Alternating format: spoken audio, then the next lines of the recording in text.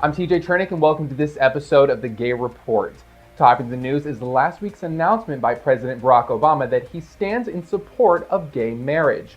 The president made the announcement on Wednesday for an interview on ABC after 2 years of stating that his views on gay marriage were evolving. Over the course of several years, as I talk to friends and family and neighbors, when I think about members of my own staff who are in incredibly committed monogamous relationships, same-sex relationships, who are raising kids together.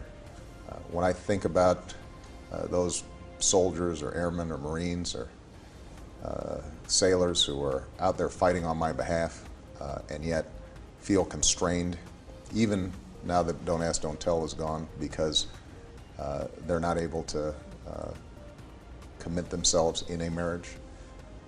At a certain point, I've just concluded that for me personally, it is important for me to go ahead and affirm that I think same-sex couples should be able to get married.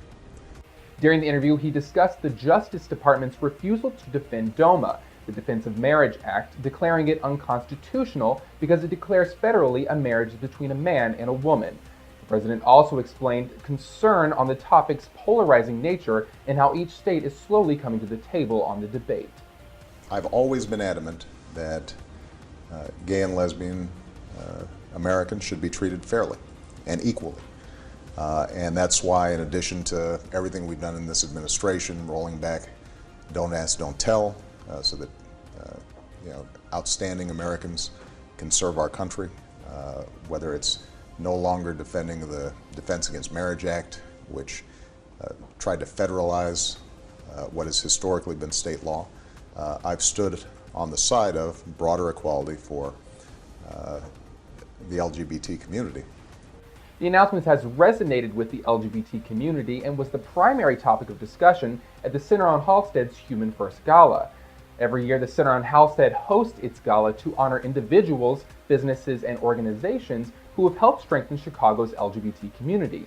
This year's gala celebrated the center's 5 years of service to Chicago. Tell me a little bit about what this evening is about and who's going to be honored. So every year the Center on Halsted hosts what we call the Human First Gala, and this is essentially our biggest party, our biggest celebration, to celebrate all of our accomplishments and successes as a center, but also to honor our major donors and corporate sponsors that provide us the resources we need to do the programming that we do. First, I should say congratulations on 5 years for the Center on Halsted. It's very exciting. Very exciting, thank you. And what is your vision for the next 5 years for the center? We're in the middle of strategic planning, but I believe the future will bring more advocacy work as we move towards more equality around marriage, around transgender issues, but definitely more equality across the board. And senior housing next door to the center, 80 to 90 units. That's definitely going to happen, breaking ground in January 2013. This is such an amazing organization, and I really support the work. So it's really awesome to be a part of this great fundraising event. For me, this evening stands for celebration of our common humanity and specifically celebration for all the achievements that the center has been able to make, the programs and the services and the growth that the center has seen over the last 5 years. This week was a historic week for LGBT civil rights with the president's announcement that he supports same-sex marriage. So what's your opinion on what this means for the LGBT youth of the future? Well, definitely the right step in the right direction, but we still have a lot more work to do, and we really need to vote, get to the polls, and send a strong message that we're not going to tolerate injustices, bigotry, and hatred. And now's the time to rally, not to sleep, not to get complacent. We got to send a message to Washington. The President of the United States said, "You're a human being also." For me, it was personal, because not only was it the President of the United States, but he's an African American man, and for an African American man to make that stance, that's a really awesome thing to happen. It shows that America still has a future, and it's still a country of hopes and dreams, and more importantly, it communicates to the LGBT youth out there that the future is going to be brighter and better for all, and hopefully we can all celebrate in the next coming years equality for all. This year, the gala presented the Community Spirit Award to Chicago Cubs charities the Chicago Community Trust, and Kraft Foods for their support of LGBT individuals and issues. First, I just want to say congratulations to you and the Chicago Cubs on being honored this evening.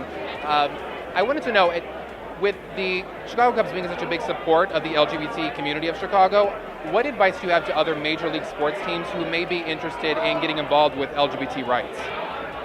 Well, I think, the Cubs supported the LGBT community before my family purchased the Cubs, and we've been happy to continue that and to grow that support. For us, it just makes sense as part of the community. The LGBT community is part of the Chicago community, part of the Wrigleyville community. It's no different than, any other community that we support. So we're happy to, and I think that over time you will see more professional sports teams, doing more as they recognize what a significant entity, the LGBT community is here in Chicago.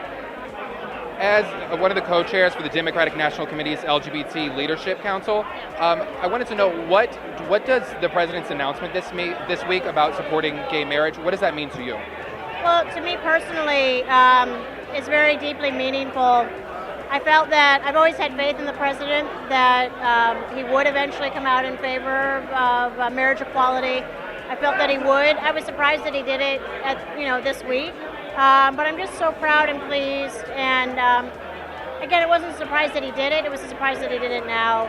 And I know it means so much, not only to me, but the whole community. I got involved in politics in part because people were saying we needed a constitutional amendment to protect marriage. And so to now have the President of the United States supporting, and not just him, a lot of other politicians fell in line this week behind the president to support marriage equality. So it's deeply emotional, and it just means so much to me. I'm so proud of our president. Congratulations on being honored this evening. It's very exciting. I'm very excited. I'm really kind of overwhelmed because the Center on Halsted Street is such an important institution, not just for Chicago, but nationally. So this means quite a bit to me.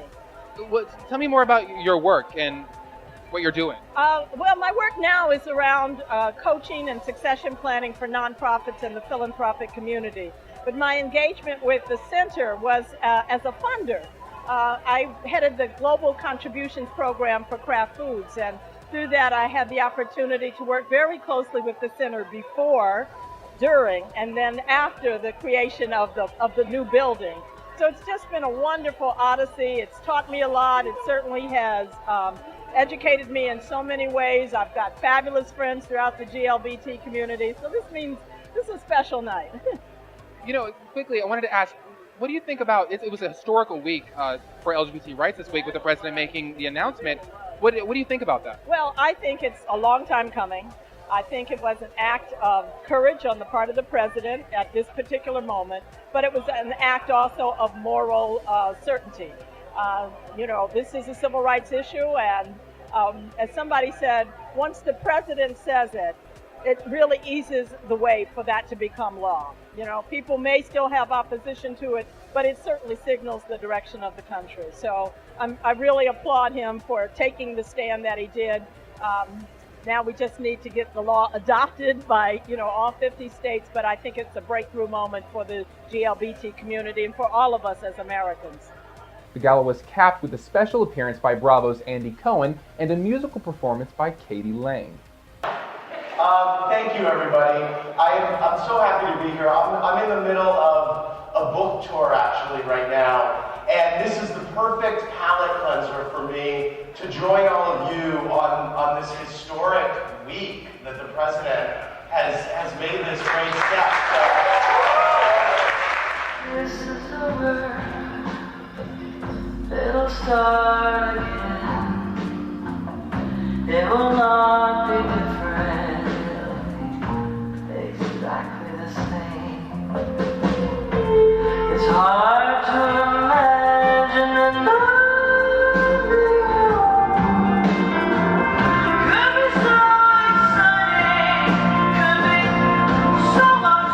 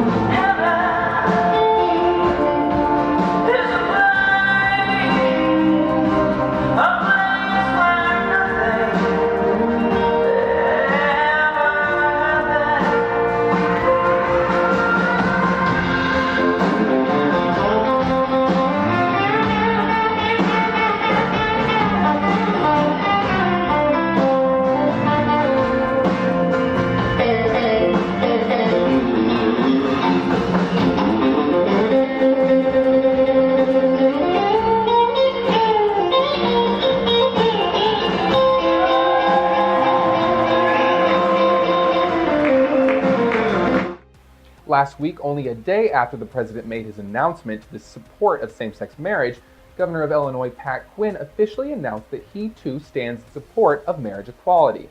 The governor has always remained distant about his true opinion, even after signing the civil unions bill into law last June. According to the Chicago Tribune, spokeswoman Micah Matzoff relayed the governor's strong stance, saying Governor Quinn joins with President Obama in supporting marriage equality and looks forward to working on the issue in the future with the General Assembly. Despite his support, Illinois' same-sex marriage bill, which is pending in the state house, is not likely to get called into vote this legislative season. If you're planning on taking any vacation trips this summer, you're probably starting to make reservations now.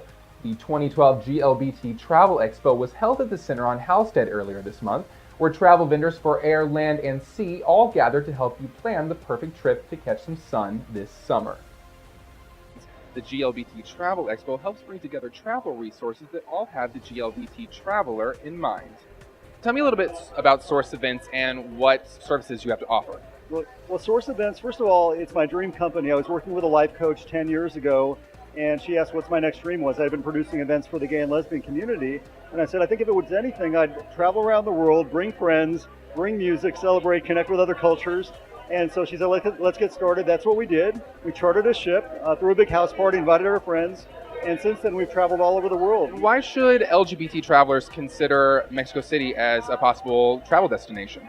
Well, you know, as probably everybody's aware, Mexico City is the city that is the avant-garde destination for the LGBT community. Why is that? Because Mexico City has improved their policies and their human rights and their diversity rights for the GLBT community. What advice would you have for GLBT travelers that are planning to go on any vacation, whether domestically or abroad? First, I tell you, come to this show. You'll see some very gay-friendly airlines, as well as organizations, hotels, and so forth. Check with your local newspapers and gay media to tell the organizations that they know who book for travel agencies. There are gay travel agencies around that you can go to and have very good experience. They will book you in the most appropriate place you want to go to. Be specific about what you want to do and where you want to go and how long you want to stay and how much you can afford. Never go over your pocketbook, that's for sure. And you always have a wonderful time. Why would you recommend Iowa as a travel destination for GLBT tourists? The Quad Cities is actually a beautiful area. There's so much to do, especially in the summertime. It's a very welcoming, friendly city. Everything in the area, especially in downtown Davenport, is within walking distance. And there's so much history there. We're the home of John Deere. We have the Rock Island Arsenal. We have a lot of great museums. If you are a golfer, we have great golf courses. So there's really something for everyone in the Quad Cities area. I'm with Broughton Hospitality. We have 3 boutique hotels in Lakeview, City Suites, Wills, Majestic Hotel. For the past 4+ years, our Metro Downtown Hotel has hosted the Bears Convention, and each of our hotels has packages for civil unions, and we're gay-friendly hotels, and I think that they should consider us because they're clean, affordable, beautiful, the food's good, and the service is great. In entertainment news, the Kennedy Center for the Performing Arts announced Tuesday that Ellen DeGeneres will be receiving the 15th annual Mark Twain Prize for American Humor, the highest award for humor in the nation. Ellen was the first character on primetime television to reveal that she was gay, and even after her show was canceled, has managed to revive her career and become one of America's most beloved talk show hosts. She'll be honored with the award on October 22nd with a lineup of performers for a tribute show. NATO starts this weekend, so getting downtown may be an issue, but I've got a few ideas of things to do in this edition of Weekend Report. If Bollywood music gets you on your feet, then head to Big Chicks this Friday for Jai Ho, Return from Rajasthan, an all-queer, all-Bollywood night from 10 p.m. to 2 a.m. A $5 donation is suggested and will go towards Tricone Chicago, a group for South Asian and Desi people in Chicago and the Midwest who identify as LGBTQ, Kothi, Hedra, or questioning. Visit triconechicago.org for more information. The Dog Days are not quite over at Sidetrack this weekend, as it presents Dog Day Saturday afternoon from 2 to 5 p.m. to celebrate your four-legged friends. With drinks, prizes, and treats, bring your pooch to Sidetrack's courtyard to hang with the other dogs of Boys Town and their pets. First 25 guests will get a gift bag from Paradise for Paws. And on Sunday, you may want to plan ahead for next weekend as Chicago's second most international event, outside of NATO, comes to Chicago, International Mr. Leather. If you plan on attending, make sure you get your tickets fast at imrl.com. And if leather is not your thing, don't worry, there's plenty going on, and I'll be back next week with some more tips on what to see and do. That's all for this episode of The Gay Report. Join me again next week for more news and events affecting your world. And thank you to everyone who's been liking us on Facebook and emailing me tips at tj@gaychicagotv.com. I love hearing from you. So until next week, stay proud, Chicago.